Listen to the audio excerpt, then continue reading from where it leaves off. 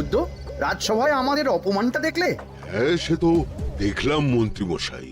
আমি তো বুঝতেই পারছি না যে গোপাল মহারাজকে কি মধু খাইয়েছে যে মহারাজ গোপাল ওকে অন্ধ।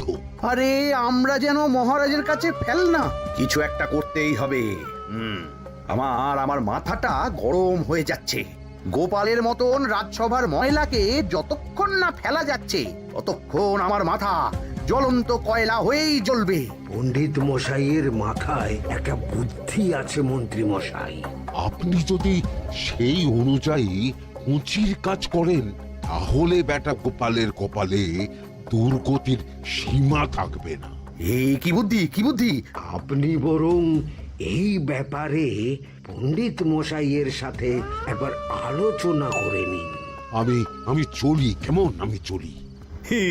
হ্যাঁ হ্যাঁ, এসো এসো এসো এসো।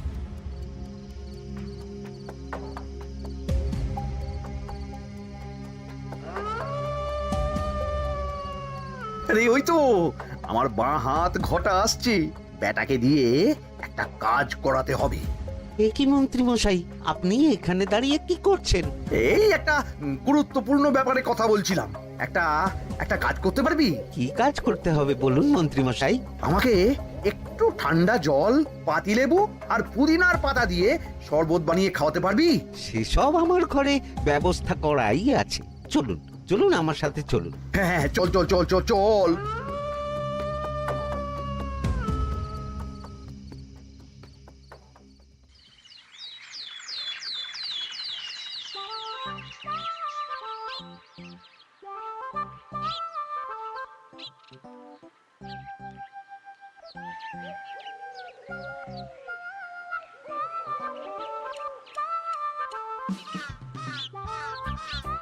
কি ব্যাপার পণ্ডিত, এত গুম মেরে আছো কেন? সকাল সকাল গিন্নি খুব বকেছেন মনে হচ্ছে। গিন্নির বাক্য সুধায় কান ভরে গেছে, আর কিছুই কানে ঢুকছে না। আরে দাঁড়াও দাঁড়াও পণ্ডিত, দাঁড়াও জ্যোতিষী।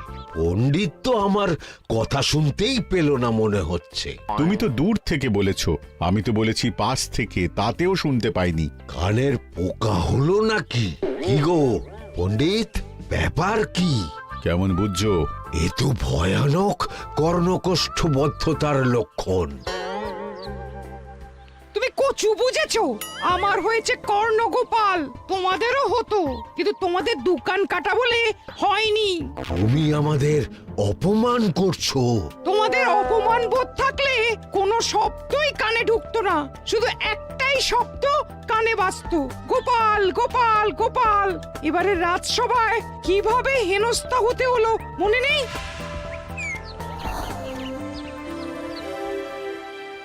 মহারাজ, একটা ভিক্ষা আছে। ভিক্ষার জন্য কৃষ্ণনগরের রাস্তাই সবচেয়ে উপযুক্ত জায়গা গোপাল, তুমি বরং সেখানেই যাও। মন্ত্রী মন্ত্রী মশাই ঠিকই বলেছেন মহারাজ। যে যার নিজের জায়গা থেকে কথা বলে। কুকুর বলে ভৌ ভৌ, বেড়াল বলে মিউ মিউ, কাক বলে কা কা। মন্ত্রীর ভিক্ষার জায়গা কৃষ্ণনগরের রাস্তা, আর গোপালের ভিক্ষার জায়গা মহারাজ কৃষ্ণচন্দ্রের দুয়ার। বলো কি ভিক্ষা? বাড়িতে পুজো আছে মহারাজ, খরচা অনেক, কিছু ঋণ আবশ্যক। যদি 100 মোহর। ঋণ তোমাকে আমি দিতে পারবো না গোপাল। পুজো উপলক্ষে তোমাকে আমি 100 মোহর দিলাম। মহারাজ, আমিও ঠিক এই কথাটাই বলতে যাচ্ছিলাম। আমরাও তাহলে বাড়িতে পুজো করব। পুজোর জন্য আমাদের অনেক খরচ, তাই যদি... অবশ্যই অবশ্যই, কত ঋণের প্রয়োজন খাজাঞ্চির কাছ থেকে নিয়ে নিও, সুদটা আমি মাফ করে দিলাম। মহারাজ, গোপালকে দান আর আমাদের ঋণ? হ্যাঁ, কারণ তোমরা নিজেরা খাবে, কিন্তু গোপাল অন্যদের খাওয়াবে। গোপালের মতো মানুষের সঙ্গে থাকাই হলো রাজধর্ম। কিন্তু তাছাড়াও তোমরা হলে 80 যাই বেতন পাই দলের লোক। গত 1 বছরে তোমার কোন মন্ত্রণা দেশের কাজে এসেছে? পণ্ডিত কোনো নতুন তত্ত্ব শুনিয়েছে? জ্যোতিষী কোনো অমোঘ ভবিষ্যৎবাণী করেছে? আর বৈদ্য 3 বছর ধরে আমার হাঁটুর ব্যথা সারাতে পারেনি। কিন্তু গোপাল, গোপালের ভাঁড়ে হাস্যরসের কখনো অভাব হয়নি। মনে আছে? আছে। কিন্তু করার তো কিছু নেই। আছে। কিছু ভেবেছো নাকি পণ্ডিত? তোমাদের মনে আছে মহারাজ মোহর দেওয়ার পর গোপাল সেদিন বলেছিল কি গোপাল, খুশি তো? মহারাজ আপনি আমাকে এক মুঠো ধুলো দিলেও আমি খুশি।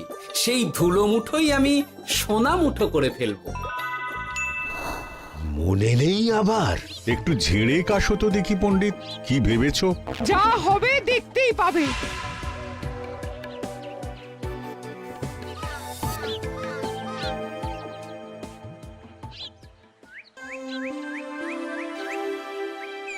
মহারাজের জয় হোক, মহারাজের জয় হোক। ওরে বাবা, এই যে সকাল সকাল চান করে ঠান্ডা লেগে গেল মনে হচ্ছে। মহারাজ, ওই কবি গান উপলক্ষে গত মাসটা আমি কৃষ্ণনগরের কোণে কোণে ঘুরে বেরিয়েছি। প্রজাদের মধ্যে একটা অসন্তোষ আমি লক্ষ্য করেছি মহারাজ। অসন্তোষ? আমি তো জানতাম আমার শাসনে প্রজারা সুখে আছে। সুখে তারা ভাসছে মহারাজ, কিন্তু একটাই অসুখ, তারা মহারাজের দর্শন পায় না। তারা মহারাজের পদধূলির জন্য আকুল হয়ে আছে, মহারাজের দর্শন পাওয়ার জন্য চাতকের মতো অপেক্ষা করছে। চিত্রকরকে দিয়ে চিত্র অঙ্কন করিয়ে বিলি করে দিলেই হলো।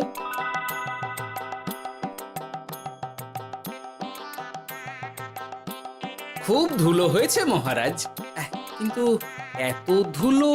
কালকের ঝড়ে ঢুকেছে ঝাড়ুদার।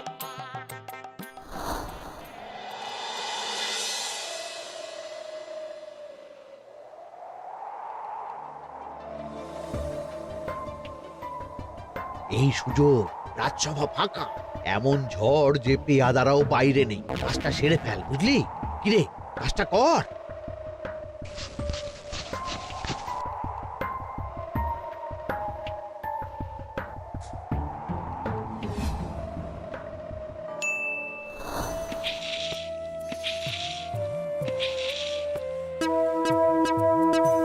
এত ধুলো!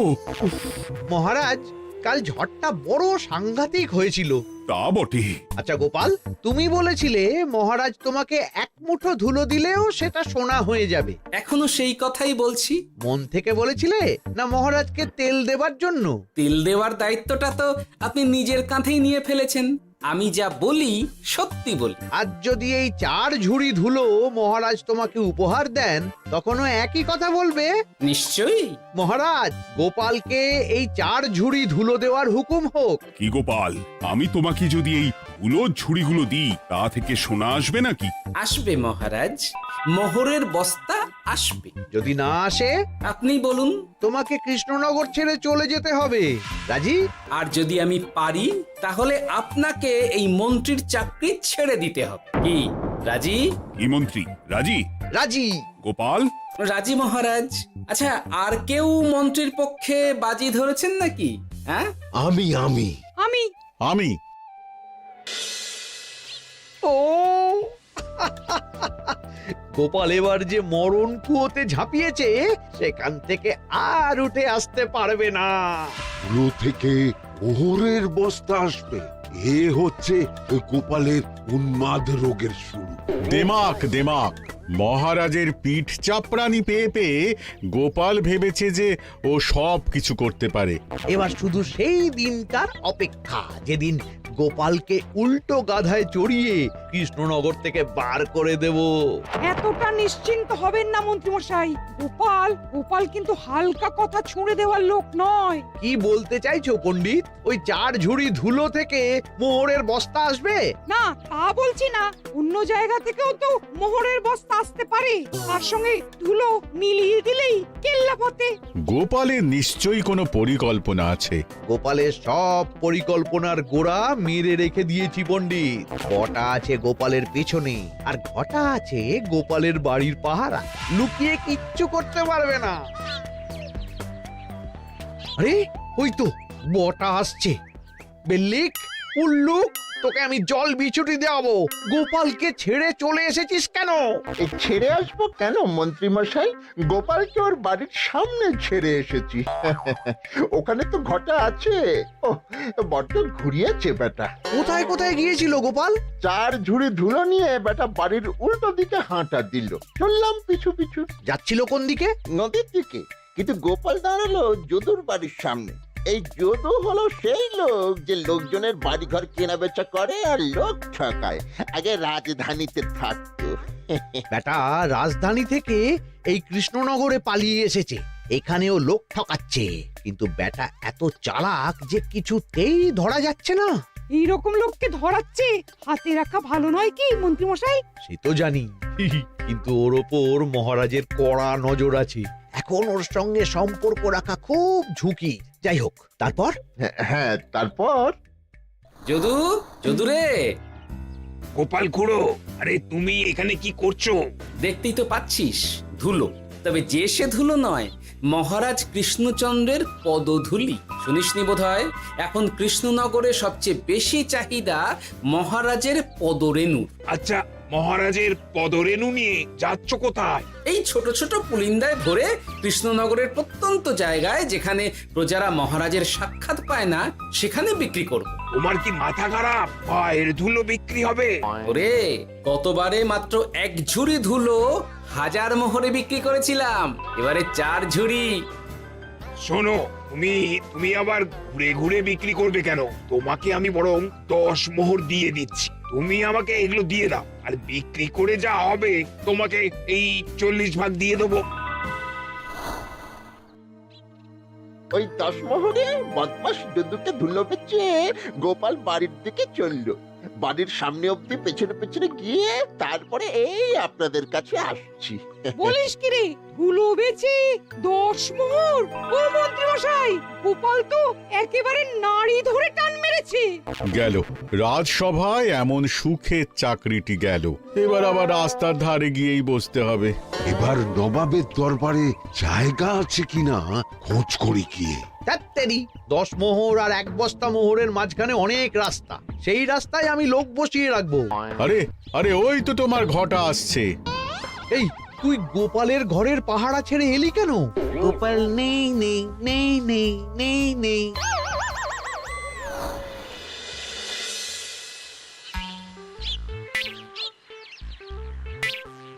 আরে, ভয় পেলি নাকি?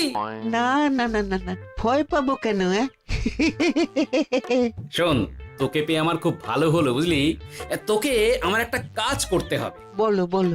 আসলে বুঝলি, আমার না গিন্নিকে নিয়ে তার বাপের বাড়ি যাওয়ার কথা ছিল, কিন্তু হঠাৎ বিশেষ কাজে আমাকে খামবাজে চলে যেতে হচ্ছে। এখন আমি গিয়ে গিন্নিকে বললে বুঝতেই পারছিস কুরুক্ষেত্র হয়ে যাবে একেবারে। তাই আমি কাউকে খুঁজছিলাম যে আমার বাইরে যাওয়ার খবরটা আমার গিন্নিকে গিয়ে দেবে। তুই পারবি বাবা ঘটা? ওরে বাবা! আরে আরে আরে, ভয় পাস না, তোকে গিয়ে মুখে কিছু বলতে হবে না। এই নে, এই চিঠিটা আমার বউকে দিবি।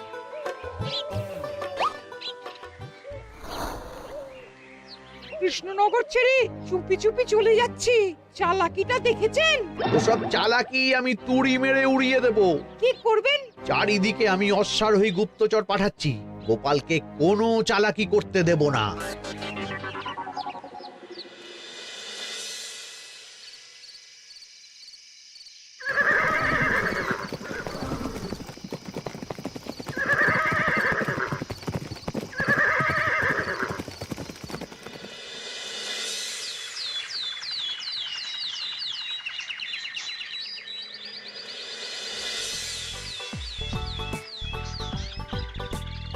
অং বং পিং পং।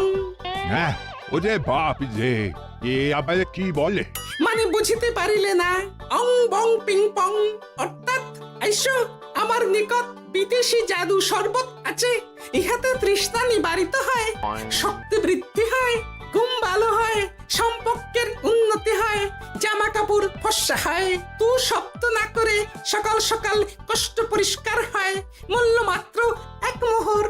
বোঝো, ওইটুকু অং বঙ্গের মধ্যে এত কিছু? ঠিক আছে, তা দাও দেখি। আপাতত টেস্টটা তো মিটু, বাকিগুলো পরে বোঝা যাবে।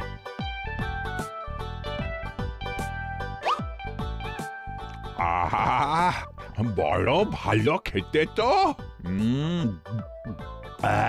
ঠং ঠং অর্থাৎ শক্তি বৃদ্ধি হলো। হ্যাঁ মনে হচ্ছে গায়ে যেন দুগুণ বল পাচ্ছি। কি হয়েছে ভাই? এ কে? এ ভিন দেশ থেকে জাদু শরবত নিয়ে এসেছে গো। জাদু শরবত ভিন দেশ? একেবারে বহু ভুজা শরবত। খেলে তেষ্টা যাবে, গায়ে জোর হবে, ঘুম হবে, সম্পর্ক ভালো হবে, জামা কাপড় ফর্সা হবে, সকালে হ্রাস করে পেটও পরিষ্কার হবে। সে কি? দাও গো ভাই, আমাকেও দাও। গুড় জল, সঙ্গে একটু ভাজা মশলা, আমচুর আর বিট নুন, শুদ্ধ দেশি জিনিস। জানলে কেউ ছুঁয়েও দেখতো না, কিন্তু একটু বিদেশি গন্ধ দিতেই একেবারে হট্ট মেলা। আরে তোমরাও এসেছো দেখছি। সং সং শঙ্কা, লং লং লঙ্কা। মানে অর্থাৎ এই শরবত খেলে আর শঙ্কা নাই, বুদ্ধি লঙ্কার মতন ঝাল হয়ে যাবে। তারপর ডং ডং ডঙ্কা, টং টং টঙ্কা, ফাইন ফাইন, অর্থাৎ টাকা আসবে আমার কাছে।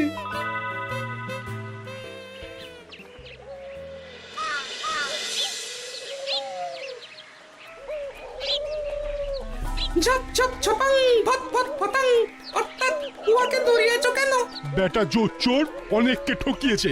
অনেক দিন থেকে তককে তককে ছিলাম। এবার এই ধুলো নিয়ে মহারাজের পায়ের ধুলো বলে বিক্রি করছিল।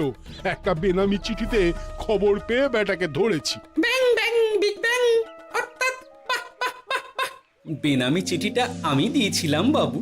বাবা যদু, তুমি সেই রাজধানী থেকে কৃষ্ণনগর অবধি মানুষকে অনেক খোল খাইয়েছো। তুমি এতদিন ঘুঘু দেখে এসেছিলে বাবা, এবার গোপাল নামক ফাঁদটা দেখলে। কতবার বলবো এইসব ধুলো আমি গোপালের কাছ থেকে কিনেছি। যা বলার ওই বিচারের সময় মহারাজকে বলবি। চল চল চল চল চল।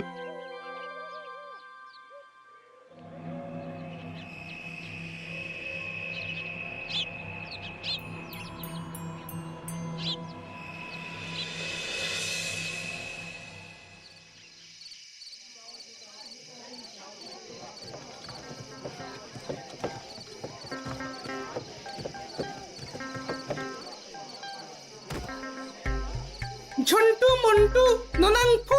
নাও ঠেলা। সাহেব বলে কি ফু দিয়ে দিতে হবে? কি বলছো সাহেব? বুঝতে পারছি না, কোথায় ফু দেব? ঝন্টু মন্টু ননাংফু, অর্থাৎ লবণ আছে? আছে আছে সাহেব আছে। কত লাগবে? ভান্ড ভরি আন্ডাকারি, অর্থাৎ যা আছে সব।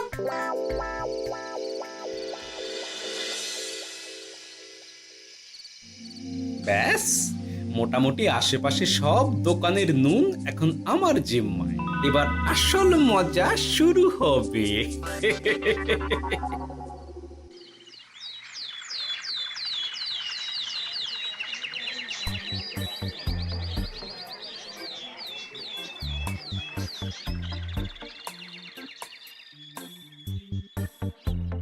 নুন আছে?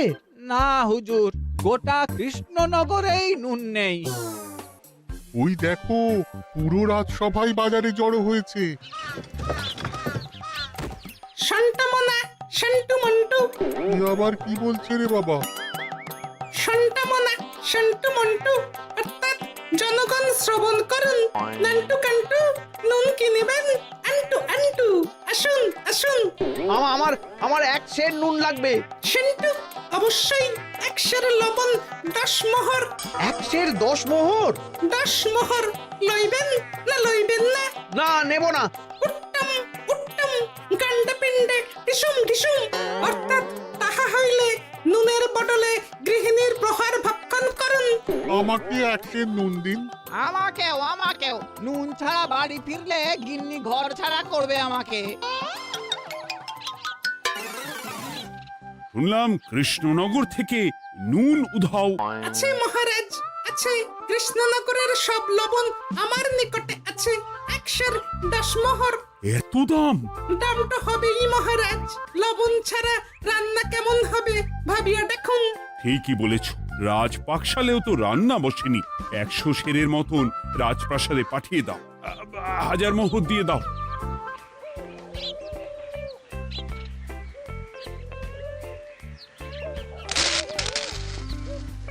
ব্যাস 1 বস্তা মোহর হয়ে গেছে। গোপাল, হ্যাঁ মহারাজ, গোপাল, যে 4 ঝুড়ি ধুলো থেকে 1 বস্তা মোহর রোজগার করেছে। ইয়া বাত! চলো রাজসভায়, পুরো গল্পটা শুনতে হবে। সকলেই এসো তাহলে রাজসভায়।